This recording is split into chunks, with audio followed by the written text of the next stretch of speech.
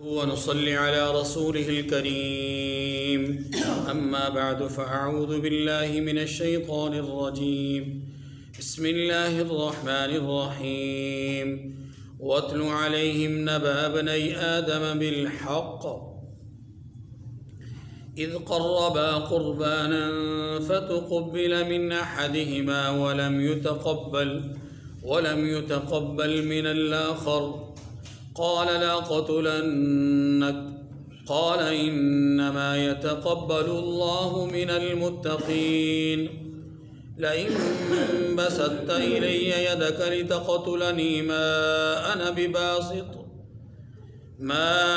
بباسط يدي إليك ليقتلك إني أخاف الله رب العالمين إني أريد أن تبوء بإثمي وإثمك فتكون من أصحاب النار وذلك جزاء الظالمين فطوعت له نفسه قتل أخيه فقتله فأصبح من الخاسرين فبعث الله غرابا يبحث في الأرض ليريه كيف يواري سوءة أخيه قال يا ويلتى أعجزت أن أكون مثل هذا الغراب فأواري سوءة أخي فأصبح من النادمين صدق الله العظيم۔ سورۃ المائدہ کی آیت نمبر 27 سے آیت نمبر 31 تک 5 آیات کریمہ کی آپ کے سامنے تلاوت ہوئی۔ ان 5 آیات کریمہ میں اللہ پاک نے ایک واقعہ بیان فرمایا ہے، اور اس واقعے کو بیان کرنے کی بھی وجوہات ہیں۔ ان میں سے ایک وجہ علماء نے لکھی ہے کہ بنی اسرائیل کو، اہل کتاب کو عہد اور میثاق کے پورا کرنے کا حکم دیا گیا تھا۔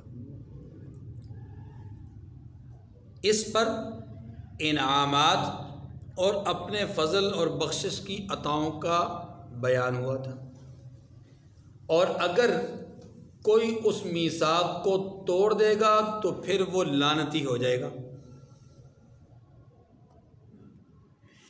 یہاں یہ واقعہ بیان کر کے یہی بیان کیا گیا کہ آدم علیہ السلام کے 2 بیٹوں میں سے ایک نے عہد پورا کیا تو وہ اللہ کی طرف سے انعامات کا مستحق ہو گیا، دوسرے نے عہد پورا نہیں کیا، وہ لعنت کا مستحق ہو گیا۔ دوسری وجہ اس واقعے کو بیان کرنے کی یہ ہے کہ اہل کتاب یہ دعویٰ کرتے تھے کہ ہم اللہ کے بیٹے اور اس کے محبوب ہیں۔ بتایا یہ گیا تھا کہ تم کیسے اللہ کے محبوب ہو سکتے ہو جب کہ اللہ نے تم سے گناہوں کی وجہ سے گرفتار مصیبت کیا ہے، تمہیں عذاب میں مبتلا کیا ہے، تمہیں مصیبتوں میں، پریشانیوں میں مبتلا کیا ہے، جس کی تفصیل ہمارے سامنے آ چکی، تو تم مقرب تو نہیں ہو سکتے۔ جو مقربین ہوتے ہیں وہ گناہ نہیں کرتے، جو مقرب نہیں ہوتا وہ گناہ کرتا ہے۔ اسی تناظر میں یہ واقعہ بیان کیا گیا کہ ایک بیٹا مقرب تھا، دوسرا بیٹا مقرب نہیں تھا۔ ایک وجہ یہ بھی بیان کی گئی ہے کہ پچھلا واقعہ ہمارے سامنے آیا کہ بنی اسرائیل کو جہاد کا حکم دیا گیا تو انہوں نے بزدلی کا مظاہرہ کیا۔ کس کا مظاہرہ کیا؟ بتایا یہ جا رہا ہے اس واقعے کے ذریعے سے کہ جس طرح راہ حق میں جہاد کرنے سے بھاگنا یا پیچھے رہنا یا پیٹھ پھیرنا بزدلی کی نشانی ہے، بالکل اسی طرح ناحق قتل کرنا بھی اللہ کے ہاں اتنا ہی جرم ہے، ایسا ہی گناہ ہے، ایسا ہی جو ہے وہ وبال ہے۔ میدان سے بھاگ جانا بھی گناہ، اور کسی کو ناحق قتل کرنا بھی۔ اسی تناظر میں یہ واقعہ بیان کیا گیا کہ وہاں تم نے بزدلی کا مظاہرہ کیا تو اس کا یہ مطلب نہیں ہے کہ ہر جگہ تم قتل کرتے پھرو، نہیں، اس کو بھی بہادری نہیں کہتے۔ بہادری یہ ہے کہ جہاں ضرورت پڑے وہاں انسان میدان میں نکلے، اور جہاں ضرورت نہ ہو وہاں میدان سے پیچھے ہٹ جائے۔ تو بزدلی اور بہادری کا یہ مقصد یا یہ قضیہ سمجھانے کے لیے اس واقعے کو سمجھایا گیا۔ واقعہ کیا ہے؟ توجہ، پہلے ہم 2 آیات کریمہ کا اپنا ترجمہ پڑھیں گے، پھر اس کے بعد واقعے کو بیان کریں گے۔ وَاتْلُ عَلَيْهِمْ نَبَأَ ابْنَيْ آدَمَ بِالْحَقِّ، اور پڑھیے ان پر آدم کے 2 بیٹوں کی خبر یا حالت، یعنی انہیں آدم علیہ السلام کے 2 بیٹوں کی خبر پڑھ کر کے سنائیے، ان کا قصہ بیان کیجیے۔ اذ قربا قربانا فتقبل من احدهما ولم يتقبل من الاخر، جس وقت کے دونوں نیاز لے کر آئے، قربانی لے کر آئے، پس قبول کی گئی ایک کی ان میں سے اور نہ قبول کی گئی دوسرے سے۔ قال لأقتلنک، قال لأقتلنک، کہا اس نے البتہ میں مار ڈالوں گا۔ یہ ذرا ترجمہ مشکل تھا، میں دوبارہ پڑھ دیتا ہوں۔ وَاتْلُ عَلَيْهِمْ نَبَأَ ابْنَيْ آدَمَ بِالْحَقِّ، وَاتْلُ عَلَيْهِمْ نَبَأَ ابْنَيْ آدَمَ بِالْحَقِّ، اور اے محبوب ان کو آدم کے 2 بیٹوں یعنی حابیل اور قابیل کے حالات پڑھ کر سنا دیجئے۔ اذ قربا قربانا فتقبل من احدهما ولم يتقبل من الاخر، جب ان دونوں نے اللہ کی بارگاہ میں کچھ نیازیں پیش کی تو ایک کی نیاز تو قبول ہو گئی اور دوسرے کی قبول نہ ہوئی۔ قال لأقتلنک، جس کی قبول نہیں ہوئی اس نے کہا کیا کہ میں تجھے قتل کر دوں گا۔ قال انما يتقبل اللہ من المتقین، تو جو دوسرا تھا جس کی قبول ہو گئی اس نے کہا کہ اللہ پرہیزگاروں ہی کی نیاز قبول فرمایا کرتا ہے۔ لئن بسطت الی یدک لتقتلنی ما انا بباسط یدی الیک لیقتلک، اگر تو مجھے قتل کرنے کے لیے ہاتھ مجھ پر چلائے گا تو میں تجھ کو قتل کرنے کے لیے تجھ پر ہاتھ نہیں چلاؤں گا، یعنی میں تیری طرف ہاتھ نہیں بڑھاؤں گا۔ انی اخاف اللہ رب العالمین، مجھے تو اللہ رب العالمین سے ڈر لگتا ہے۔ یہ 2 آیات ہم نے پڑھی، اب واقعے کو کچھ سنیے تاکہ آپ کو کچھ نہ کچھ۔ آدم علیہ السلام اور اماں جی حوا علیہ السلام سے اللہ تبارک و تعالیٰ نے نسل انسانی کو آگے بڑھایا۔ ترتیب کچھ یوں تھی کہ چونکہ اولین ذریت آدم پھیل رہی تھی تو اللہ تعالیٰ نے اس کا طریقہ اپنی حکمت کاملہ سے یوں جاری فرمایا کہ 2 بچے ایک وقت میں ایک حمل سے ہوتے تھے۔ ان 2 بچوں میں سے ایک بیٹا ایک بیٹی، اور پھر نسل انسانی کو مزید آگے پروان چڑھانے کے لیے ان کے مابین جوانی میں پہنچنے کے بعد نکاح کا ایک سلسلہ حکم تھا، اور اس کا طریقہ کار یہ تھا کہ جو پہلا جوڑا تھا اس کا نکاح دوسرے جوڑے سے ہوتا تھا۔ مقصد یہاں کے بچے کی اس لڑکے کی اس لڑکی کے ساتھ، اس لڑکے کی اس لڑکی کے ساتھ، ٹھیک ہے، جوڑے کا جوڑے کے ساتھ نکاح، یعنی جو ایک حمل سے 2 بچے اور بچی پیدا ہوتے تھے، بیٹا اور بیٹی، ان کا آپس میں نہیں ہوتا تھا، دوسرے حمل سے جو ہوتے تھے ان کا آپس میں۔ یوں اللہ تبارک و تعالیٰ نے اس سلسلے کو بڑھایا۔ آدم علیہ السلام کی عمر مبارک تقریباً 1000 سال تھی۔ جب آپ اس دنیا سے پردہ فرما گئے تو تب آپ کی اپنی صلبی اولاد، اپنے بیٹے اور بیٹیاں، ان کی تعداد 1000 سے متجاوز تھی۔ یہ اپنے بیٹے اور بیٹیوں کی بات کر رہا ہوں، پوتے پوتیوں کو اور آگے سلسلوں کی بات نہیں کر رہا۔ وہ پوتے بھی تھے، وہ نواسے نواسیاں بھی تھے، عجیب بات۔ اچھا، اب ہوا یہ کہ دو بیٹے آدم علیہ السلام کے دو الگ الگ جوڑے میں پیدا ہوئے، ایک کا نام قابیل اور دوسرے کا نام حابیل۔ قابیل کے ساتھ جو لڑکی پیدا ہوئی وہ نسبتاً حسن و جمال میں زیادہ تھی، حابیل کے ساتھ جو لڑکی پیدا ہوئی وہ نسبتاً حسن و جمال میں کم تھی۔ اب اصولی طور پر باضابطہ قانونی شکل میں تو نکاح یوں ہوتا تھا کہ قابیل نکاح کرتا حابیل کے ساتھ پیدا ہونے والی لڑکی سے، حابیل کا نکاح ہوتا قابیل کے ساتھ پیدا ہونے والی لڑکی سے۔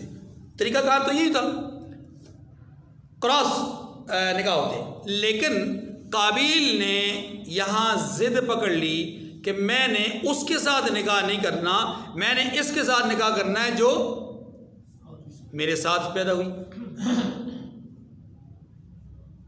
تھے وہ بھی بہن بھائی، تھے یہ بھی بہن بھائی، لیکن حکم الہی تو یہی تھا نا کہ جوڑے کا جوڑے کے ساتھ، یعنی ایک جوڑے کا دوسرے، یعنی جو آپس میں جوڑا پیدا ہوا اس کا نکاح نہیں، اس کا دوسرے جوڑے کے ساتھ نکاح ہوگا، چونکہ اللہ تعالیٰ کا ایک نظام تھا۔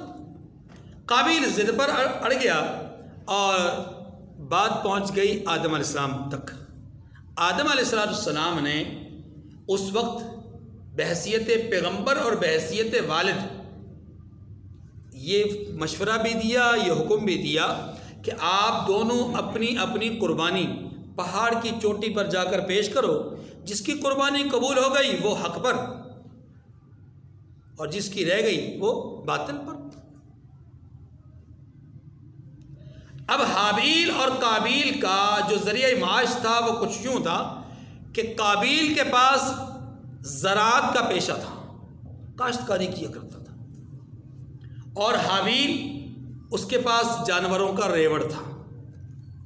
تو حابیل نے ایک بہترین عمدہ اور فربا جو ہے وہ جانور لیا اور اسے پہاڑ کی چوٹی پر لے گیا رائے خدا میں قربان کرنے کے لیے۔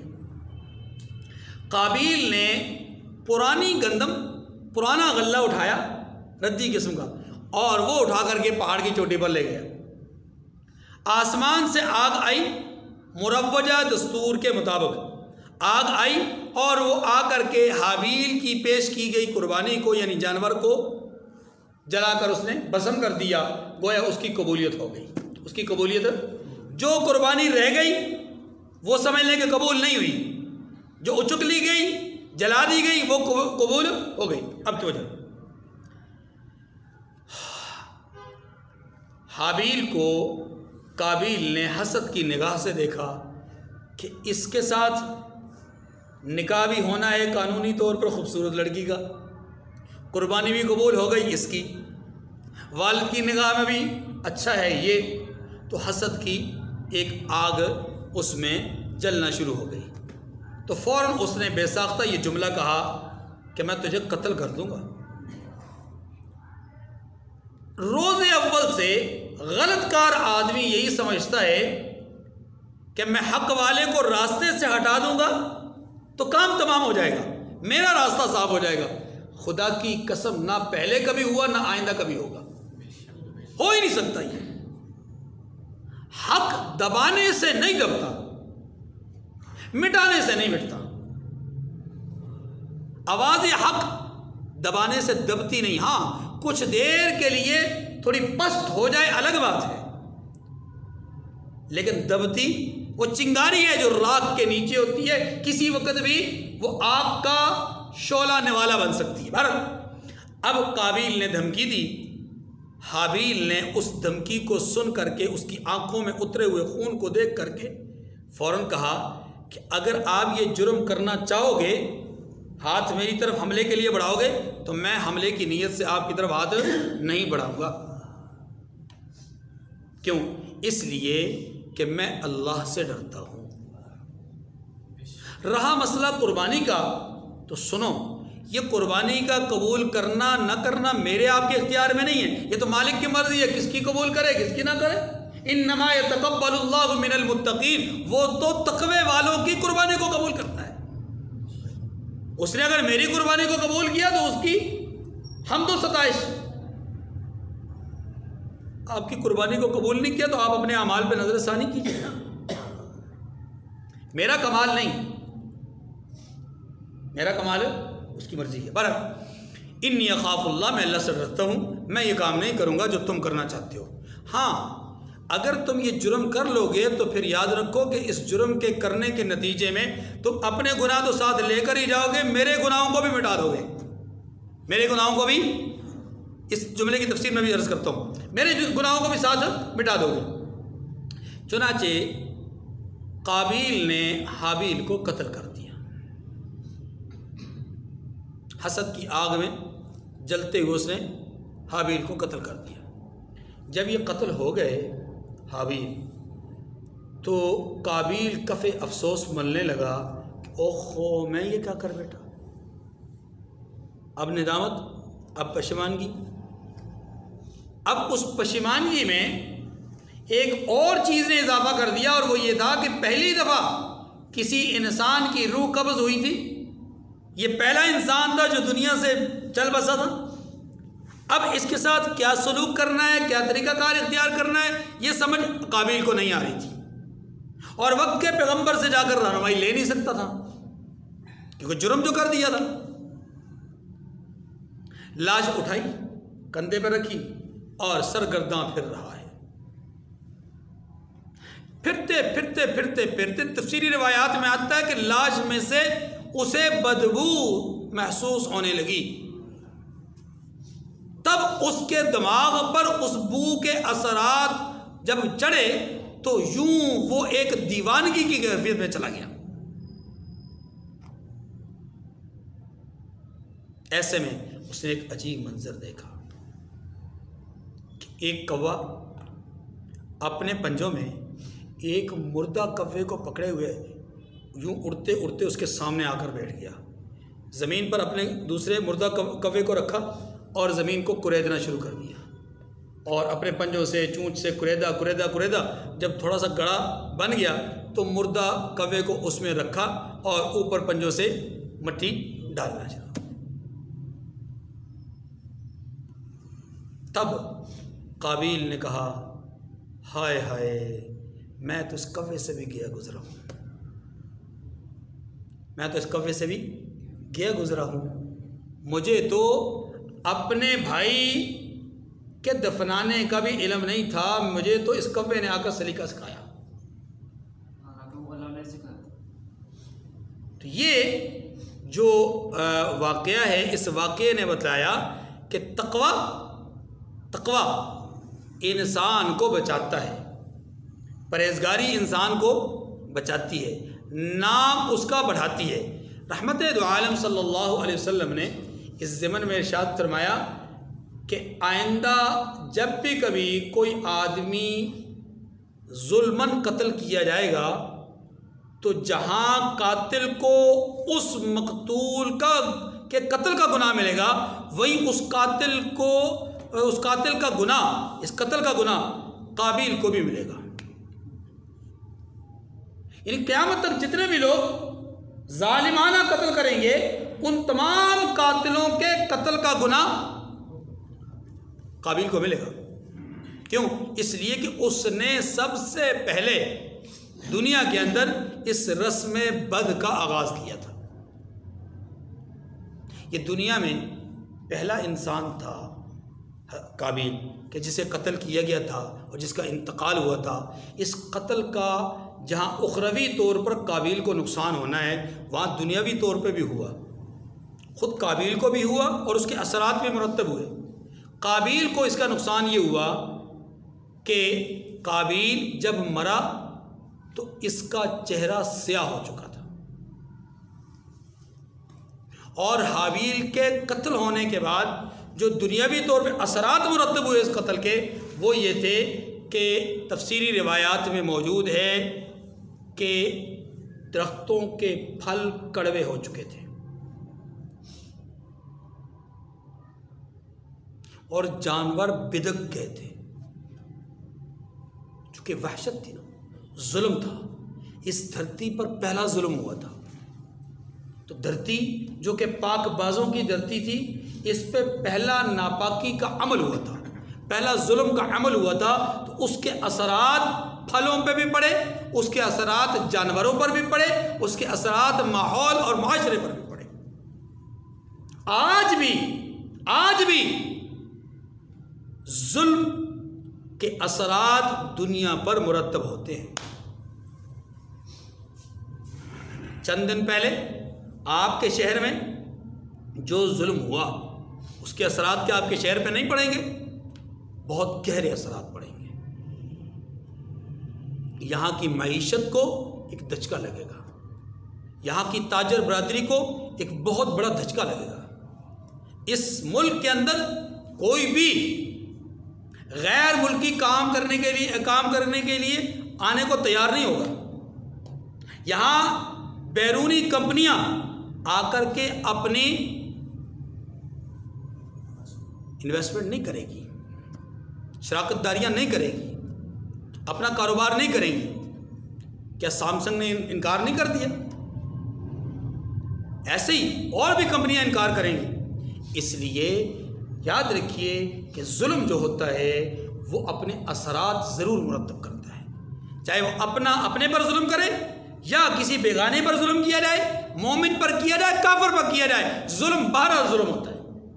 اسی لیے علماء نے لکھا ہے کہ کافر، مشرک، مرتد، لعنتی اور فاسق لوگوں کی حکومت چل سکتی ہے، ظالم کی حکومت نہیں چل سکتی۔ بس دیکھیں، انی ارید ان تبوء باسمی و اسمک فتکون من اصحاب النار، میں چاہتا ہوں کہ تم میرے گناہ میں بھی ماخوذ ہو، یعنی تمہاری پکڑ ہو، اور اپنے گناہ میں بھی تمہاری پکڑ ہو۔ توجہ، یہ بڑی عجیب سی بات ہے کہ تم پر تمہارے گناہوں کا بوجھ بھی لادا جائے، میرے گناہوں کا بھی بوجھ لادا جائے۔ یہ بات تو ذرا غیر فطری سی معلوم ہوتی ہے۔ توجہ، غیر فطری سی معلوم ہوتی ہے۔ کیوں؟ اس لیے کہ اس کا اپنا گناہ تو ہے، یا اپنے گناہ تو اس کے ہیں، لیکن حابیل کے گناہ اس پر کیوں ڈالے جائیں گے؟ اس کے دو جوابات ہیں۔ ایک جواب یہ ہے کہ یہاں حابیل گویا یوں کہہ رہا ہے کہ تمہارے دوسرے گناہوں پر بھی تمہارا مواخذہ ہوگا، اور یاد رکھو اگر مجھ پر یہ حملہ کرو گے، مجھے مارو گے، اس گناہ پر بھی تمہاری پکڑ ہوگی۔ تم یہ مت سمجھنا کہ تم حق پر ہو۔ یہ گویا کہ ایک سمجھا رہا ہے، حابیل قابیل کو سمجھا رہا ہے کہ تم حق پر نہیں ہو، یہ بھی گناہ ہے، اس پر بھی پکڑ ہوگی۔ ایک جواب تو یہ ہے، گویا پورے گناہ نہیں بلکہ اس خاص گناہ کی بات ہے، اور یہ گناہ قابیل کر رہا ہے، اسی کی طرف اشارہ ہے۔ دوسرا اس کا جواب یہ ہے جو زیادہ میرے دل کو لگتا ہے، وہاں پھر مواخذے کی بات نہیں ہے، وہاں کیا ہے، وہاں کچھ اور نوعیت سے مفہوم ہوگا۔ وہ یہ کہ حابیل یہ کہہ رہے ہیں کہ اے قابیل، تم جب مجھے قتل کرو گے تو یاد رکھو اللہ کے ہاں جاؤ گے اپنے گناہوں کے ساتھ، لیکن تمہارا یہ عمل ایک فائدہ مجھے یہ پہنچائے گا کہ میرے گناہ مٹ جائیں گے، میرے گناہ تم نہیں لے کے جاؤ گے، مٹ جائیں گے۔ کیوں؟ اب سنیے، حدیث میں آتا ہے کہ جب کوئی آدمی مظلومانہ قتل کیا جاتا ہے اللہ اس کے گناہوں کو مٹا دیتے ہیں، اور ایک صحیح حدیث میں آتا ہے کہ جب کوئی آدمی رائے حق میں مار دیا جاتا ہے تو اس کے سارے گناہ کیا ہو جاتے ہیں؟ مٹ جاتے ہیں۔ گویا حابیل اس کی طرف ہی اشارہ کر رہا ہے کہ جب میں مار دیا جاؤں گا میں حق پر ہوں، اور تم حسد کی وجہ سے، ظلم کی وجہ سے، باطل پر ہونے کے باوجود تم مجھے جب قتل کرو گے تو اللہ میرے گناہوں کو کیا کر دیں گے؟ مٹا دیں گے۔ یہ معنی ہے کہ تم اپنے گناہ بھی لے کر جاؤ گے اور میرے گناہ بھی لے جاؤ گے، یعنی میرے گناہ بھی معاف کروا دو گے، تو میرے لیے تو فائدہ ہی فائدہ ہے، تمہارا سراسر نقصان ہے، تمہارا سراسر۔ اچھا جی، فتکون من اصحاب النار، سنو پھر اہل دوزخ میں سے بن جاؤ گے، وذالک جزاء الظالمین، اور ظالموں کی یہی سزا ہے۔ فطوعت له نفسه قتل اخيه فقتله فاصبح من الخاسرين، مگر اس کے نفس نے اس کو بھائی کے قتل ہی کی ترغیب دی، یعنی قابیل کو اس کے نفس نے اسی طرح مائل کیا۔ فقتله، سو اس نے اسے قتل کر دیا، فاصبح من الخاسرین، اور خسارہ اٹھانے والوں میں سے ہو گیا۔ فبعث اللہ غرابا يبحث في الارض ليريه كيف يواري سوءة اخيه، اب اللہ نے ایک کوا بھیجا جو زمین کوریدنے لگا تاکہ اسے دکھائے کہ اپنے بھائی کی لاش کو کیسے چھپائے۔ سوال یہ کوا ہی کیوں بھیجا؟ کوئی اور جانور بھی بھیجا جا سکتا تھا، کسی بھائی کو ہی رہنمائی کے لیے بھیجا جا سکتا تھا، فرشتہ انسانی روپ میں آ سکتا تھا، یہ کوے کو کیوں بھیجا؟ علماء نے اس کی بہت ساری وجوہات لکھی ہیں اپنی اپنی تفسیری روایات میں، لیکن ایک بات جو زیادہ اہم ہے وہ یہ لکھی کہ کوے کی ایک جبلت ہے، ایک خصلت ہے، اور وہ کیا ہے کہ جب وہ اپنے کسی ساتھی کو دیکھتا ہے مردہ حالت میں، جیسے ہی اس کی مردہ کوے پہ نظر پڑتی ہے یا زخم خوردہ کوے پہ نظر پڑتی ہے یا یوں سمجھ لیں کہ پریشان حال کوے پہ نظر پڑتی ہے، تو یہ دیکھنے والا کوا آوازیں لگانا شروع کر دیتا ہے، چیخو پکار شروع کر دیتا ہے تاکہ دوسرے کوے جمع ہو جائیں مدد کے لیے، نصرت کے لیے، غم میں برابری میں، غم کے اندر شریک ہونے کے لیے۔ اللہ تعالیٰ نے یہاں پر اس کوے کو بھیجا دوسرے کوے کے ساتھ، بتلایا یہ جا رہا ہے کہ اے قابیل، تم سے جو جرم ہوا، تم سے جو غلطی ہوئی، جو کوتاہی ہوئی سو ہو گئی، لیکن اب تمہیں چاہیے تھا کہ وقت کے پیغمبر سے رہنمائی لیتے، جا کر اپنے گناہ کا اعتراف کرتے، اس پر جو سزا دنیاوی طور پہ ملنی تھی مل جاتی، آخرت میں ملنی تھی اس سے بچ جاتے، لیکن تم نے ایسا نہیں کیا، چپکے سے اب یہ کام کرنا چاہتے ہو، اس کام کے لیے تمہاری رہنمائی اور کوئی نہیں کرے گا، وہی جانور کرے گا جو جانور مردے پر، زخمی جانور پر زیادہ شور ہوا کرتا ہے، تاکہ تمہیں سمجھائے، بتائے کہ اپنوں کا درد کیا ہوتا ہے۔